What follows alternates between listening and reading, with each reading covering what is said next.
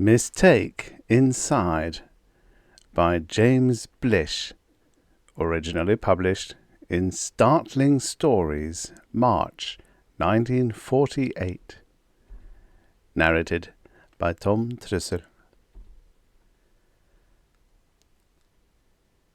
This was England, 200 years before bomb craters had become a fixed feature of the English landscape, and while the coffee house still had precedence over the pub. The fire roared, and the smoke from long clay churchwarden pipes made a blue haze through which cheerful conversation struggled. The door swung back, and the host stood in the opening, fat hands on hips, surveying the scene contentedly. Someone, invisible in the fog, drank a slurred, uproarious toast, and a glass slammed into the fireplace, where the brandy-coated fragments made a myriad of small blue flames. "Split me if that goes not in the reckoning," the innkeeper bellowed. A ragged chorus of derision answered him. The inn cat shot down the stairs behind him, and its shadow glided briefly over the room as it passed the fire. It was an impossibly large, dark shadow, and for a moment it blacked out several of the booths in the rear of the chamber. The close, motionless air seemed to take on a chill. Then it was gone, and the cat, apparently annoyed by the noise, vanished into the depths of a heavy chair. The host forgot about it. He was accustomed to its sedentary tastes. It often got sat on in the after-theatre hilarity. He rolled good-naturedly across the room as someone pounded on a table for him. But the cat, this time, had not merely burrowed into the cushions. It was gone. In the chair, in a curiously transparent condition which made him nearly invisible in the uncertain light, sat a dazed, tired figure in a 20th century tux. The radio was playing a melancholy opus called "Is You Is or Is You Ain't My Baby" as the cab turned the corner. "Here you are, sir," croaked the driver in his 3 a.m. voice. The sleepy-eyed passenger's own voice was a little unreliable. "How much?" The fare was paid, and the cabby wearily watched his erstwhile customer go up the snow-covered walk between the hedges. He put the car in gear. Then he gaped and let the clutch up. The engine died with a reproachful gasp. The late rider had staggered suddenly sidewise toward the bushes. Had he been that drunk? Of course, he had only tripped and fallen out of sight. The cabby's fleeting notion that he had melted into the air was an illusion, brought on by the unchristian lateness of the hour. Nevertheless, the tracks in the snow did stop rather unaccountably. The cabby swore, started his engine, and drove away, as cautiously as he had ever driven in his life. Behind him, from the high tree in the yard, a cat released a lonely ululation on the cold, still night. The stage was set. There is order in all confusions, but Dr. Hugh Tracy, astronomer, knew nothing of the 2 events recorded above when his adventure began, so he could make no attempt at integrating them. Indeed, he was in confusion enough without dragging in any stray cats. 1 minute he had been charging at the door of Jeremy Wright's apartment, an automatic in his hand and blind rage in his heart.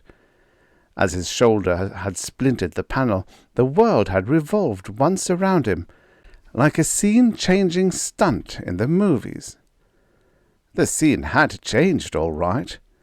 He was not standing in Jeremy Wright's apartment at all, but in a low-roofed, dirty-floored room built of crudely shaped logs, furnished only with 2 antique chairs and a rickety table from which 2 startled men were arising.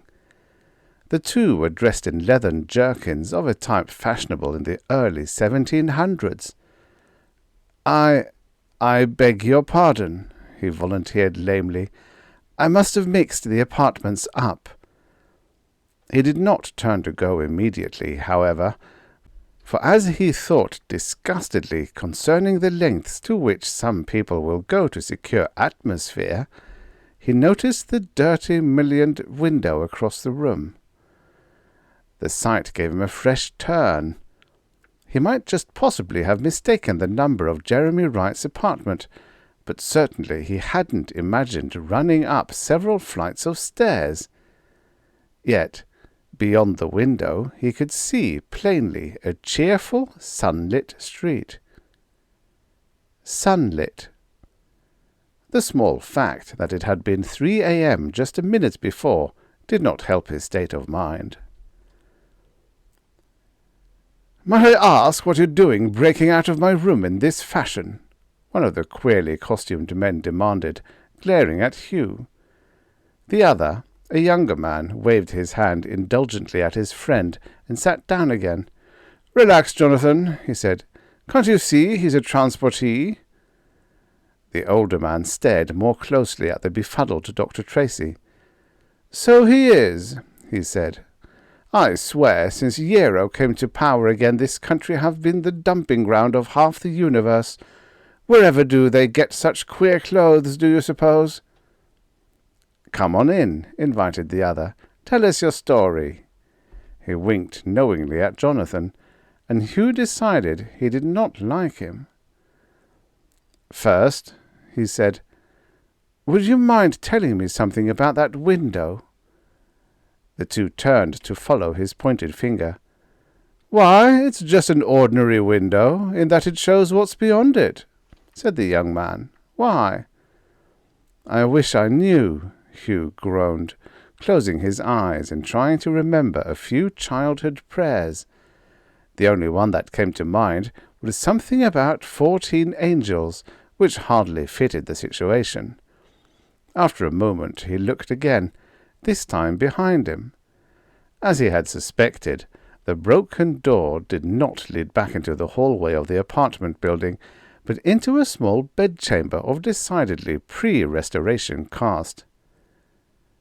"Take it easy," advised Jonathan. "It's hard to get used to at first. And put that thing away. It's a weapon of some kind, I suppose.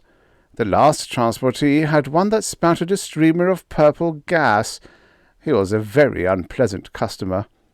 What do you shoot?" "Metal slugs," said Hugh, feeling faintly hysterical. "Where am I, anyhow?" "Outside." "Outside what?"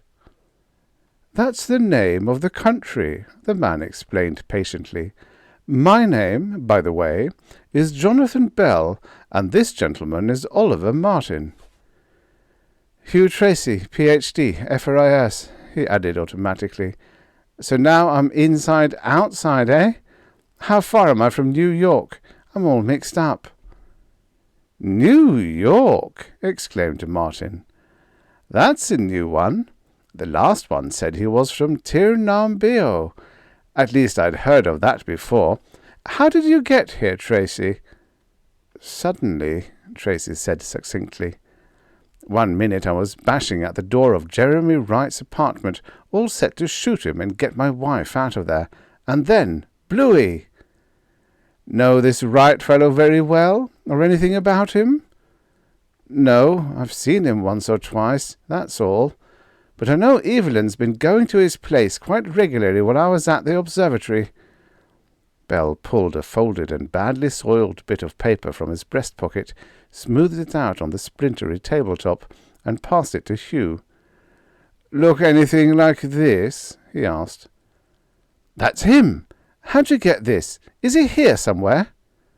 Bell and Martin both smiled. "It never fails," the younger man commented. "That's Yarrow, the ruler of this country during fall seasons. He just assumed power again 3 months ago. That picture comes off the town bulletin board from a poster announcing his approaching marriage."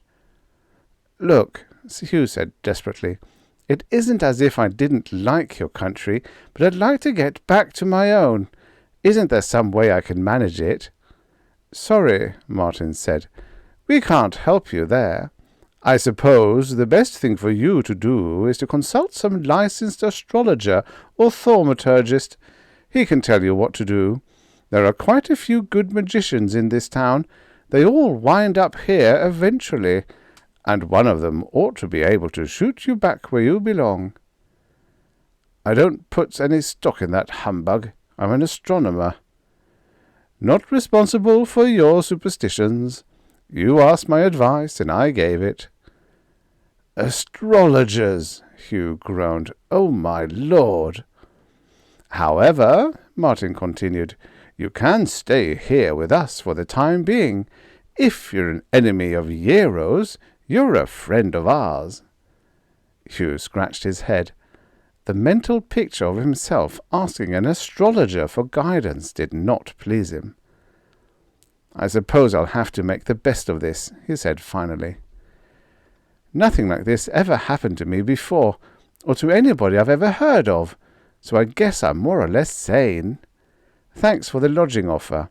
Right now I'd like to go hunt up a magician." Bell smiled. "All right," he said. "If you get lost in the city, just ask around. They're friendly folk, and more of them than you think have been in your spot. Most of the shopkeepers know Bell's place. After you've wandered about a bit, you'll get the layout better. Then we can discuss further plans." Hugh wondered what kind of plans they were supposed to discuss, but he was too anxious to discover the nature of the place into which he had fallen to discuss the question further. Bell led him down a rather smelly hallway to another door, and in a moment he found himself surveying the street. It was all incredibly confusing.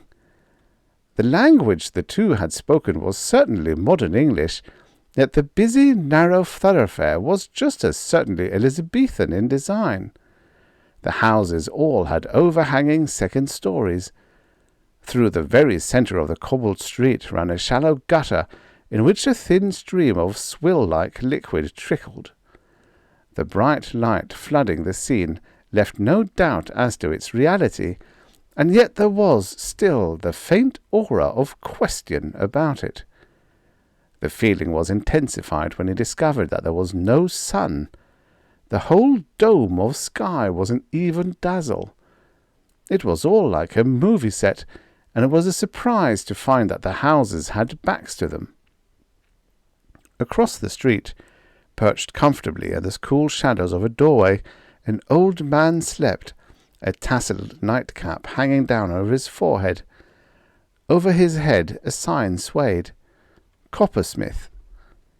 Not 10 feet away from him, a sallow young man was leaning against the wall, absorbed in the contents of a very modern-looking newspaper, which bore the headlines, "Dowser confesses fairy gold plant."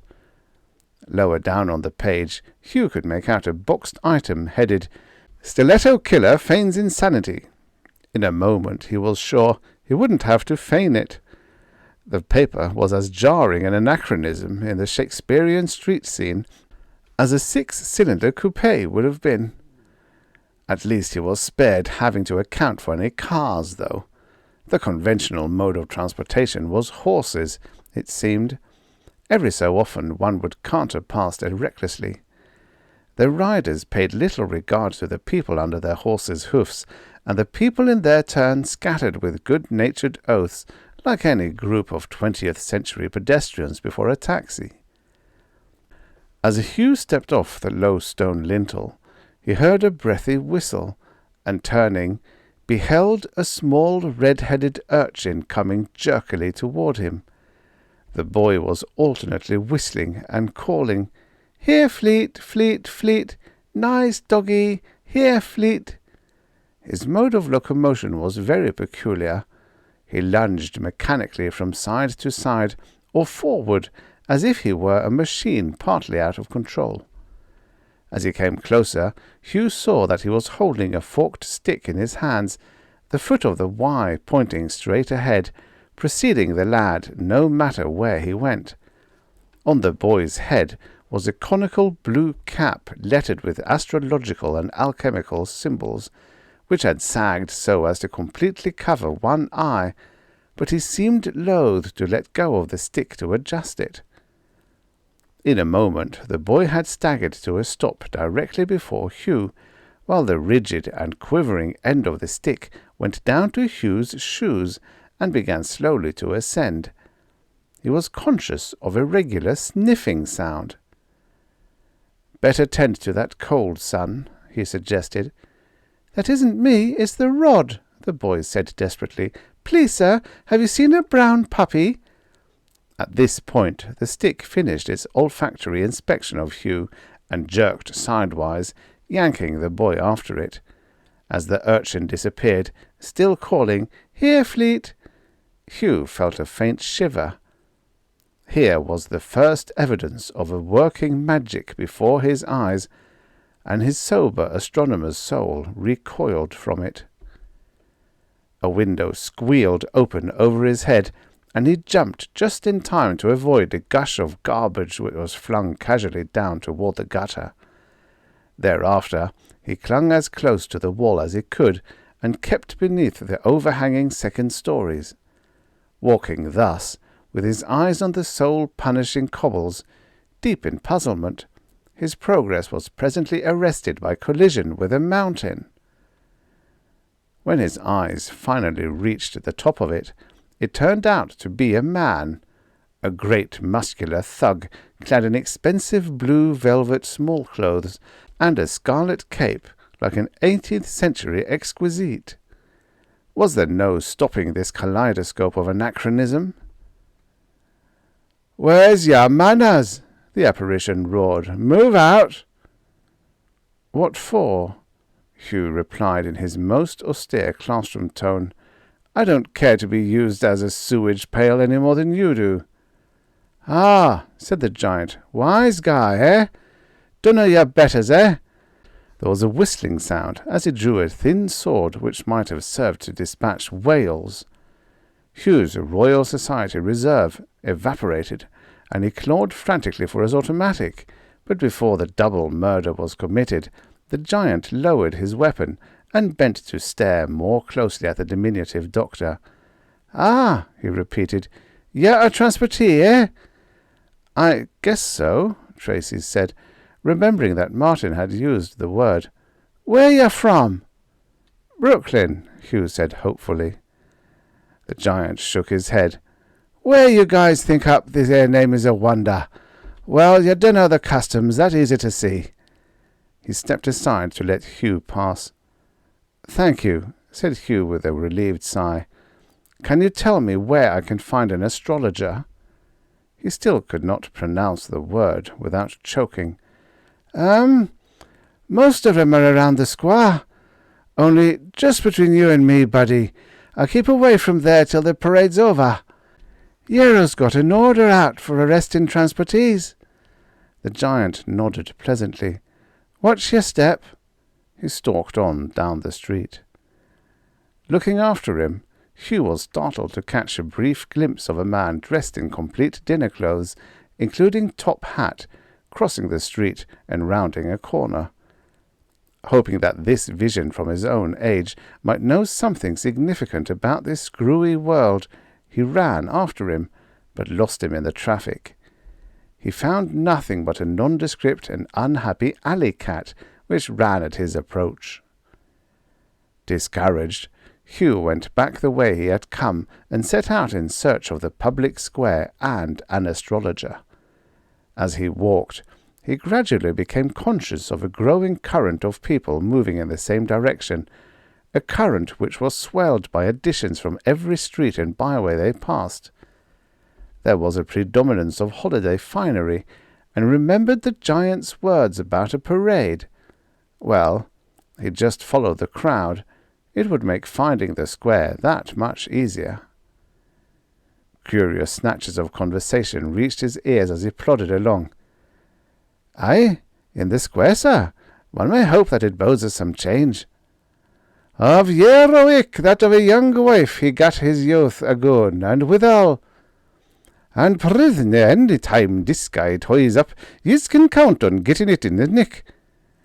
Oft skuld jero skerther na theatrum, hutha ethlingas en a fremedon.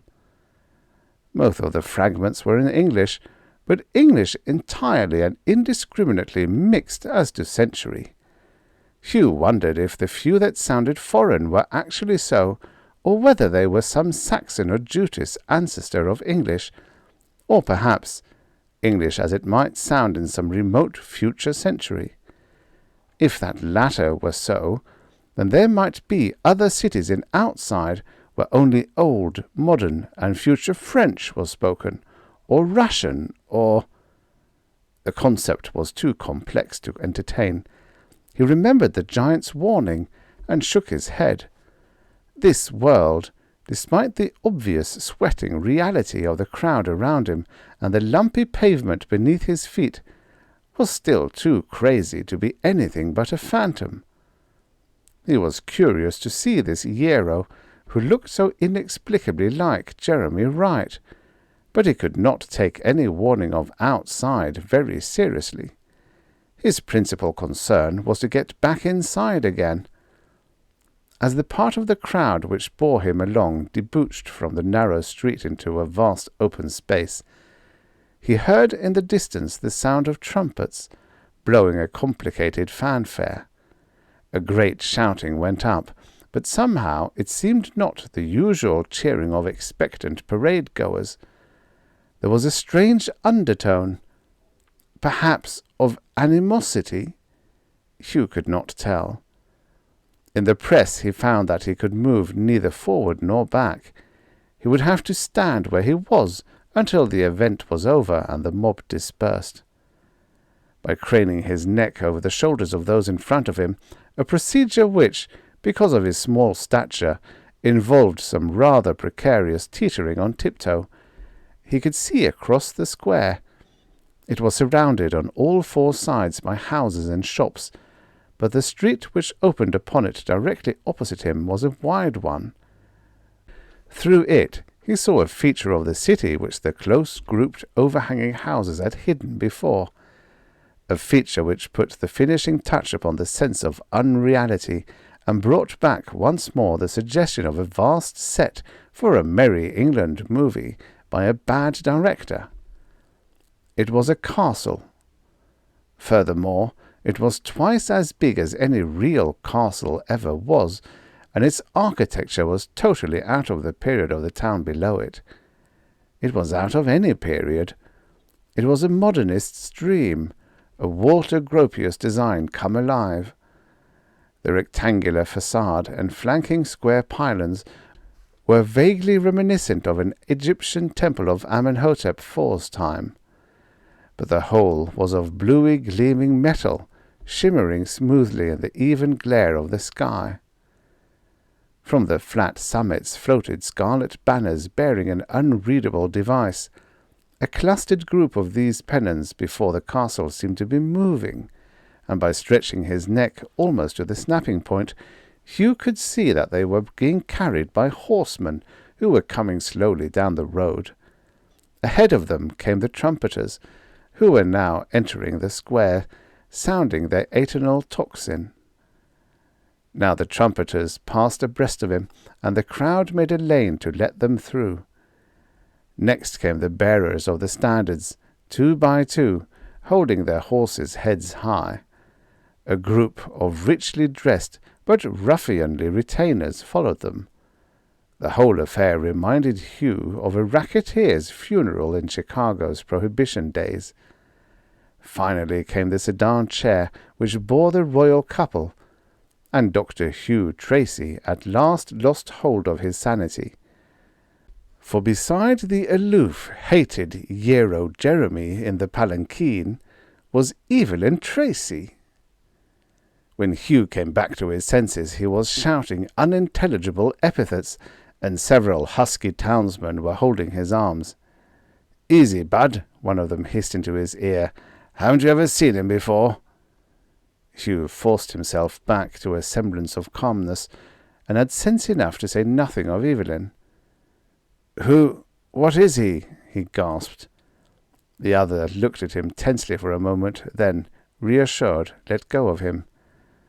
"That's Hero.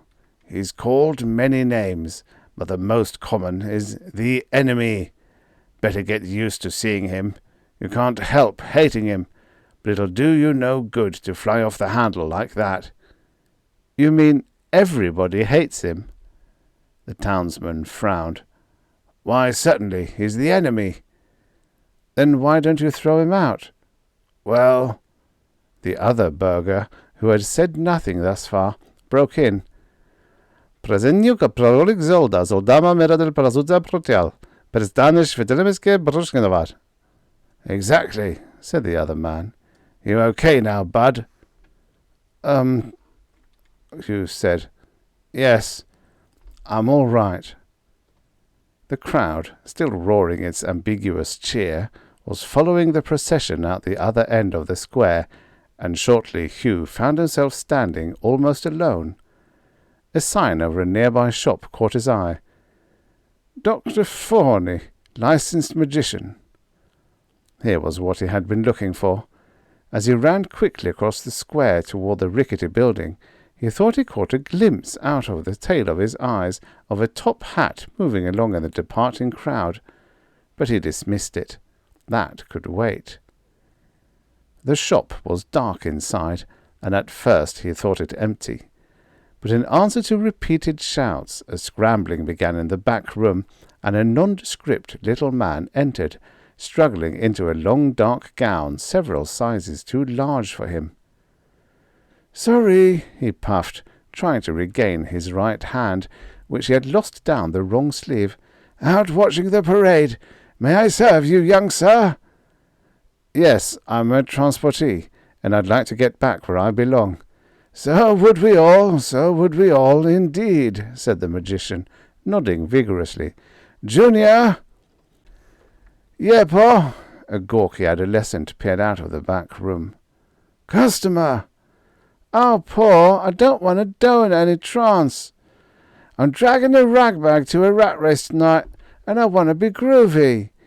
You know prognostics always knock me flatter than a mashed potato sandwich." "You'll do as you're told, or I'll not allow you to use the broomstick. You see, young sir," the magician addressed Hugh, "familiar spirits are at somewhat of a premium around here, there being so many in this town in my profession, but since my wife was a sibyl, my son serves me adequately in commissions of this nature." He turned back to the boy, who was now sitting on the stool behind the counter, and produced a pink lollipop from the folds of his robe. The boy allowed it to be placed in his mouth docilely enough, and closed his eyes. Hugh watched, not knowing whether to laugh or to swear.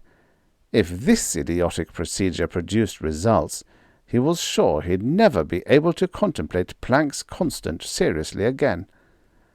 "Now then, while we're waiting," the sorcerer continued, "you should understand the situation.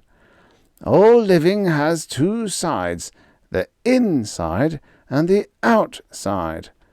The outside is where the roots of significant mistakes are embedded, the inside where they flower.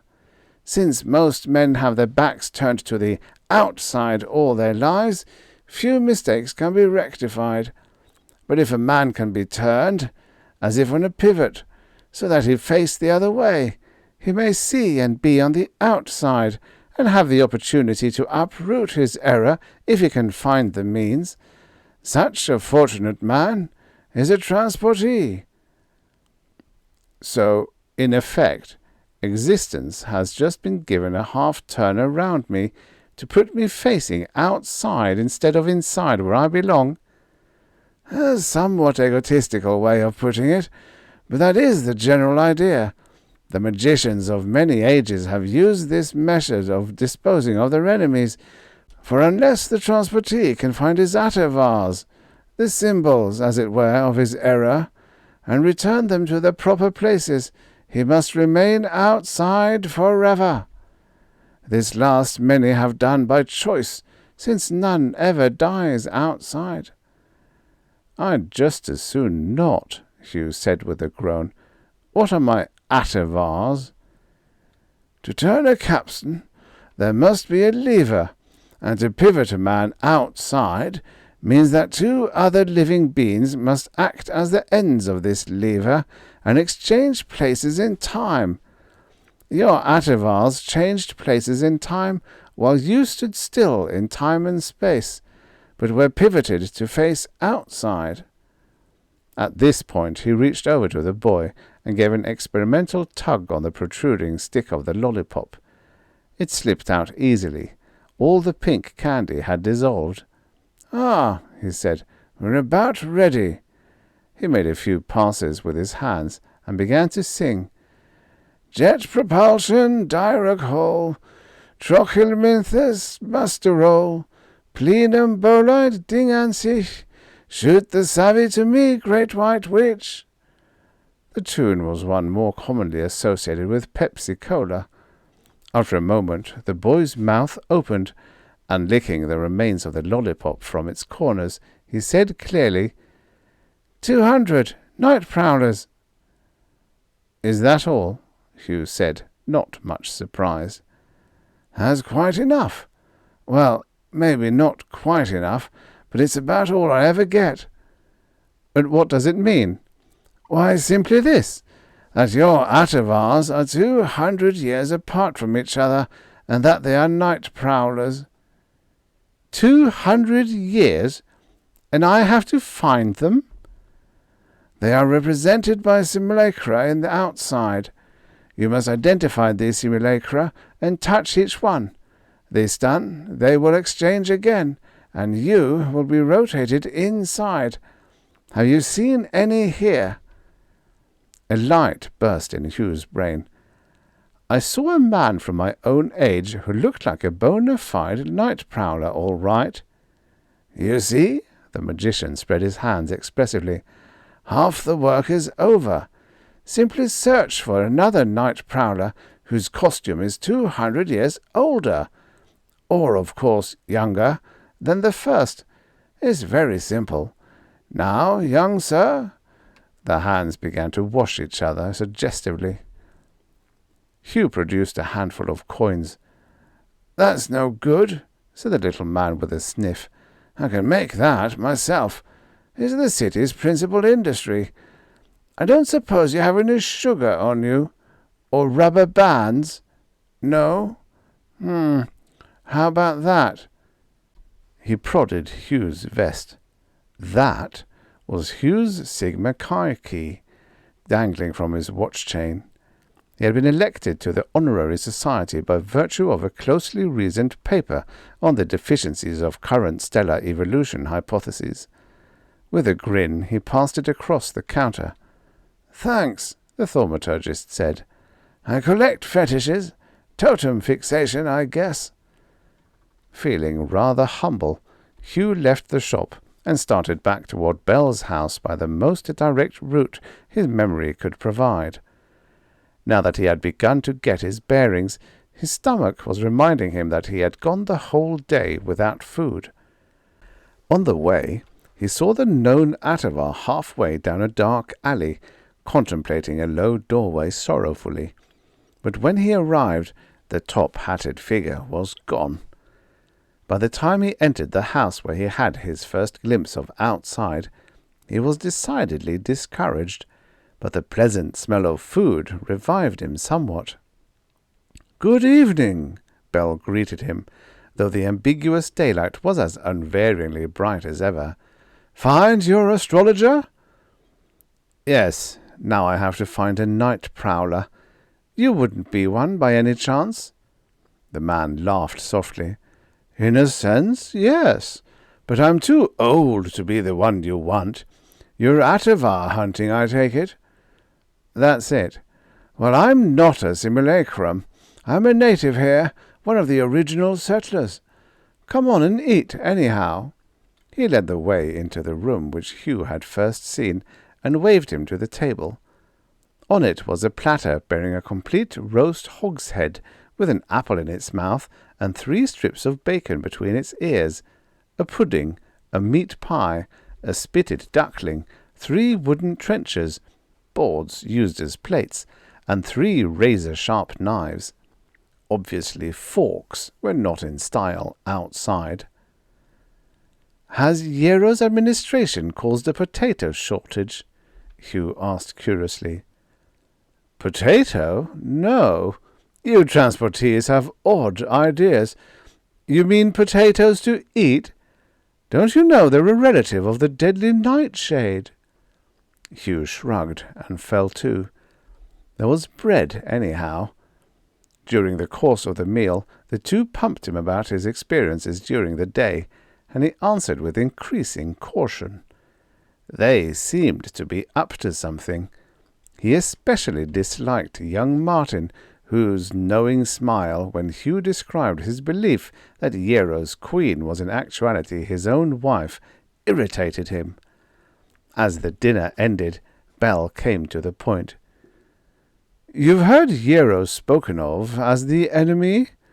Well, his rule here is intermittent. He just pops up every fall season and takes the place of the old one, who is the only rightful king, and a good one. It's during Hiero's ascendancy that all the transportees show up. All the people who make mistakes during that period, if the mistakes are of a certain kind, get pivoted around here to correct them. It gets pretty nuisancey. You can see what I mean. Here you come busting in on us, and split our good pine door and eat 1/3 of our food. Not that we begrudge you the food, you're welcome to it, but it is a bother to have all these strangers around. In addition, it decreases the future population in a way I haven't time to describe now. Everybody hates Hiero, even the transportees. It's our idea to assassinate him before he gets to come back another time. Then the old one can really do us some good, and the town can come back to normal. Sounds reasonable, doesn't it?" "I thought no one ever died here." "Nobody ever does, naturally. But accidents or violence can distribute an individual to the point of helplessness. Since you seem to hate Hiero like the rest of us, we thought you might like to throw in with us." The hospitality of the two did not permit him to refuse immediately, but more and more he was sure he did not want to be involved in any project of theirs. Bell's picture of what the outside substitute for death was like revolted him, and in addition, the thought occurred to him that it would be dangerous to take any positive steps while he was still ignorant of the error that had brought him here. "I'd like to sleep on that," he said cautiously. "Do you mind if I defer judgment for the night? I haven't had any sleep for 36 hours, and I'll just pass out if I don't get some." "All right," Bell said. "You think it over. With the enemy out of the way, it might be easier to find your Atavars too, you know. Nothing ever works right while he's in power." When Hugh awoke, his brain did not function properly for quite a few seconds. The bed had had fleas in it, and the changeless brilliancy of the daylight had kept him awake a long time despite his exhaustion. The sight of the black-clad figure seated on the nearby stool did not register at first. "Good morning," he said muzzily. Then, "You!" "Me," the man in the top hat replied ungrammatically. "I had to wait for the two princes to get out of the house before I could see you. I've been looking for you." "You've been looking for me?" Hugh repeated angrily, sitting up in bed. He noticed with only faint surprise that the wall of the room was plainly visible through the visitant's stiff shirt bosom. "Well, you'll have to solidify a minute if you're going to do me any good. I'm supposed to touch you." "Not yet. When you do, this image will vanish, and I've got a few things to talk to you about before that happens. I got bounced back 200 years in time just on account of a fool mistake you made, and I'm as anxious to see you straightened out as you are myself." He hiccuped convulsively. "Luckily, I'm a book collector with a special bent towards Cruikshank. I had sense enough to consult Dr. D while I was behind the times, and found out where you were. Do you know where I am? Why, I'm outside. Use your noggin. How much does outside mean to you, anyhow? Very little, Hugh agreed. Well, the only other place I know where people go that make mistakes is... Now, wait a minute. Don't tell me. The figure nodded solemnly. Now you've got it. You should have guessed that when the princes told you their boss was called the Old One. You've already had clue after clue that they're forbidden to conceal from you, that no one dies here, that all the world's magicians come here eventually, that making money, remember the saying about the root of all evil, is the town's principal industry, and so on. Well, Hugh scratched his head.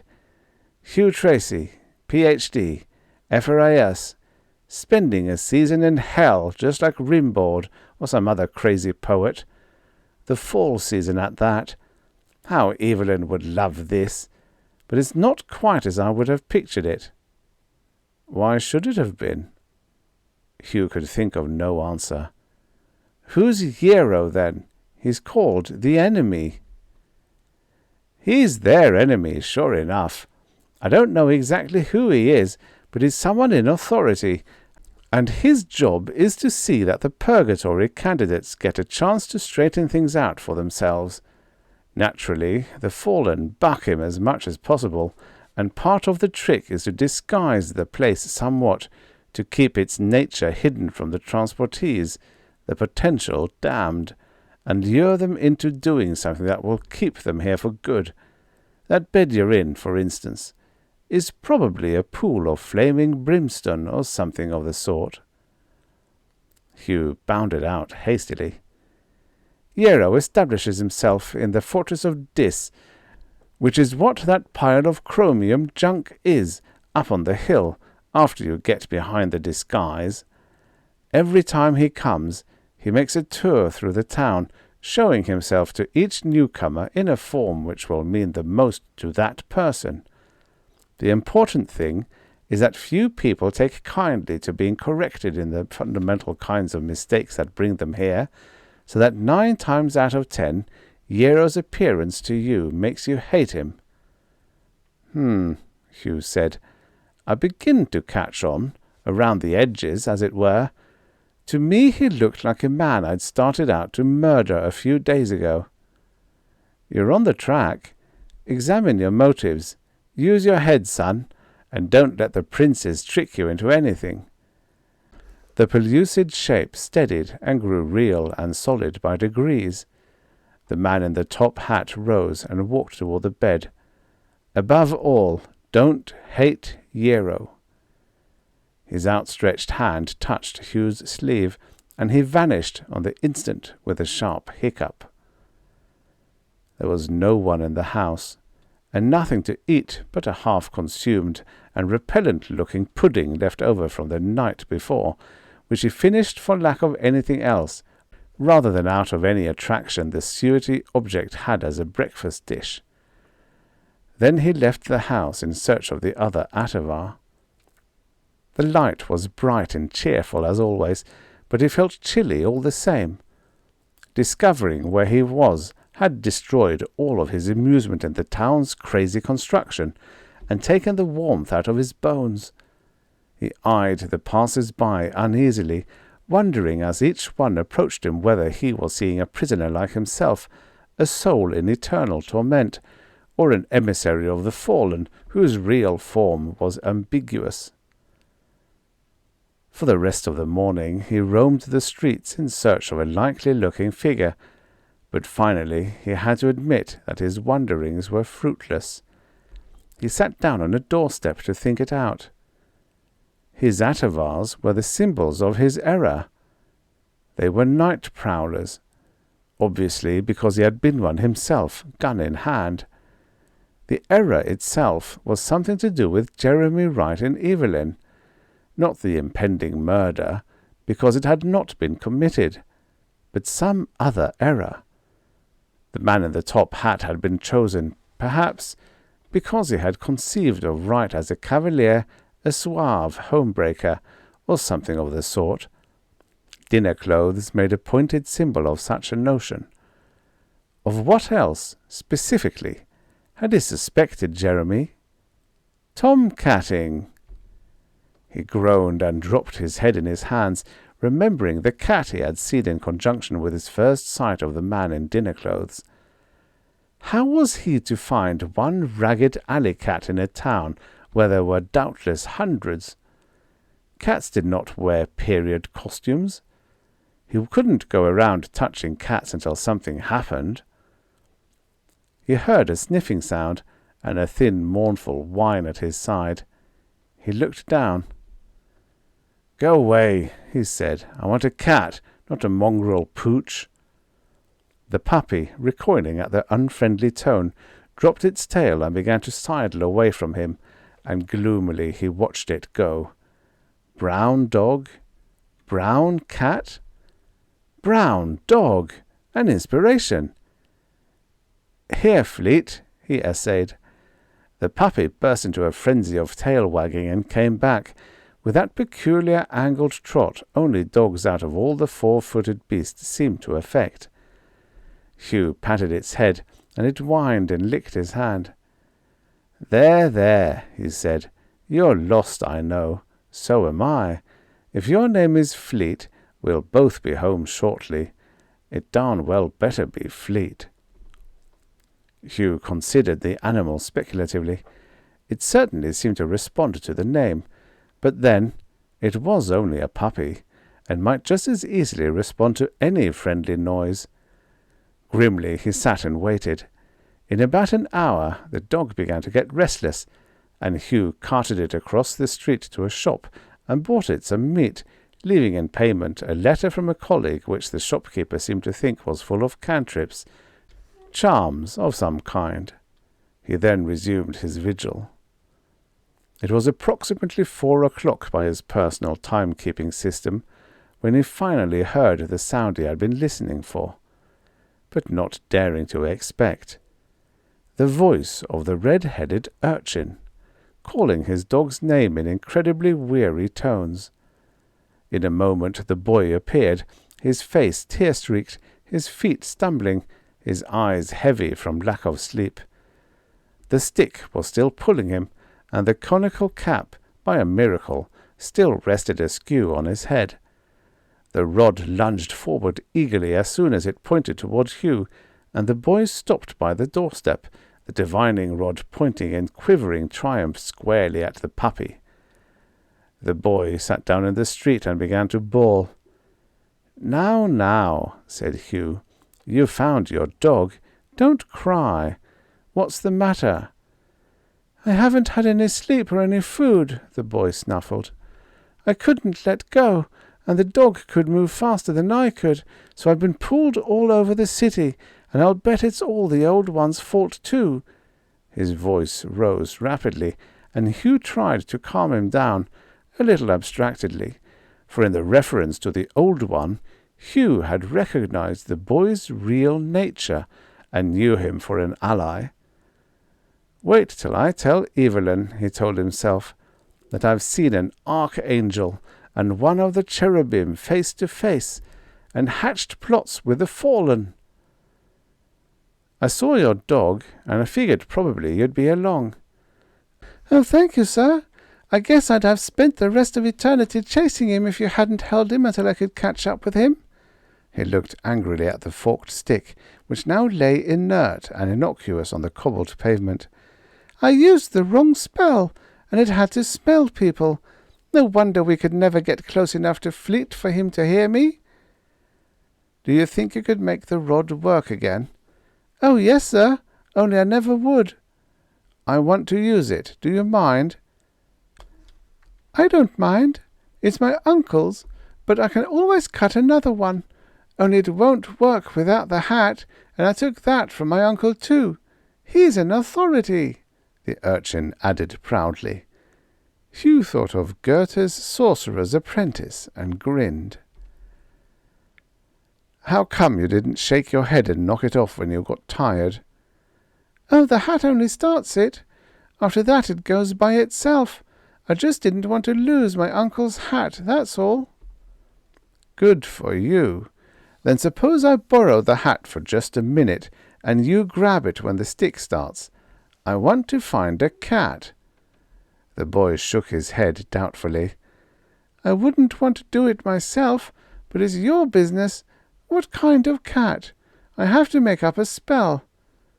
Hugh anticipated some difficulty in explaining what it was he wanted, but to his relief the boy had already recognized him as a transportee and understood at once. "All right, put the hat on. Pick up the stick like I had it. That's it, one fork in each hand. Now then, seeker of souls, lost boys and girls, of objects and of wells, find his gate between the worlds, before the curfew knells. Find the cat who should reside in the mortal's worlds inside." The divining rod started forward with a terrific jerk, and Hugh plunged after it. The boy ran alongside him and snatched off the magician's cap. "Thanks," Hugh shouted. "You're welcome," the boy called after him. "Good luck, sir, and thank you for holding my dog." Then the stick hauled Hugh around a corner, and the dog owner was gone. But in Hugh's mind there remained a split-second glimpse of a strange smile, mischievous, kindly, and agelessly wise. The cherub had not specified in his incantation which senses the rod was to use, and so it had chosen the quickest one, intuition, or supersensory perception, or sixth sense. Hugh had heard it called many things, but until he held the ends of the fork, he never quite comprehended what it was. The stick drew him faster. His toes seemed barely to touch the hard cobbles. Almost it seemed as if he were about to fly.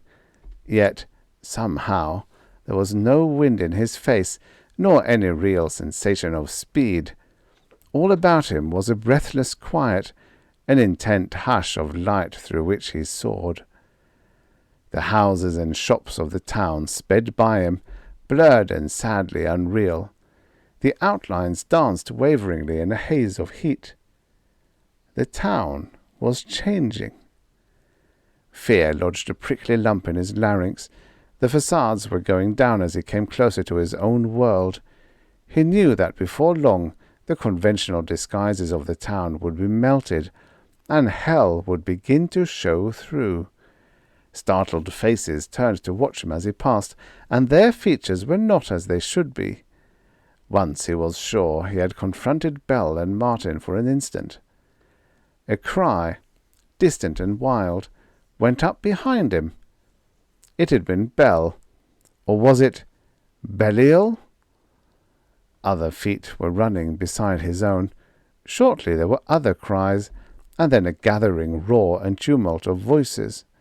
The street began to throb dully with the stampeding feet of a great mob. The rod yanked him down an alleyway. The thunder followed. In the unreal spaces of the public square, the other entrances were already black with blurred figures howling down upon him. The stick did not falter, but rushed headlong toward the castle. His hands sweated profusely on the fork, and his feet skimmed the earth in great impossible bounds. The gates of the fortress swept toward him. There were shadowy guards there, but they were looking through him at the mob behind. The next instant he was passing them. The mists of unreality became thick, translucent. Everything around him was a vague reddish opalescence through which the sounds of the herd rioted, seemingly from every direction. Suddenly he was sure he was surrounded, but the rod arrowed forward regardless, and he had to follow. At last the light beam began to coalesce, and in a moment he saw floating before him a shining crystal globe, over which floated the illuminated faces of his wife and Hiero, the enemy. This was the crucial instant, and he remembered the simulacrum's advice. Don't hate Yero. Indeed, he could not. He had nearly forgotten whom it was that Yero resembled, so great was his desire for escape, and his fear of the tumult behind him. The light grew, and by it the table upon which the crystal rested, and the bodies belonging to the two illuminated heads, became slowly visible. There was a cat there too. He saw the outline become sharp as he catapulted on through the dimness. He tried to slow down as he approached the table. The rod, this time, did not resist. The two heads regarded him with slow surprise. The cat began to rise and bristle. The shouting died. "Hugh!" He was in Jeremy Wright's apartment, a splintered door behind him, his heels digging into the carpet to halt his headlong charge. In his outstretched hand was, not a warped divining rod, but a gun. "Hugh!" his wife cried again. "You found out, but—" The table was still there, and the crystal. The cat and the castle were gone. But Jeremy Wright was still dressed in the robes of an astrologer. He was an astrologer. "I'm sorry, darling. Honestly, I knew you hated it, but after all, breaking in this way, and a gun. After all, even if you do think it's humbug—" Hugh looked at the serene face of Jeremy Wright and silently pocketed the automatic. There was nothing, after all, that he could have said to either of them. The end. Subscribe for your daily stories of futures past.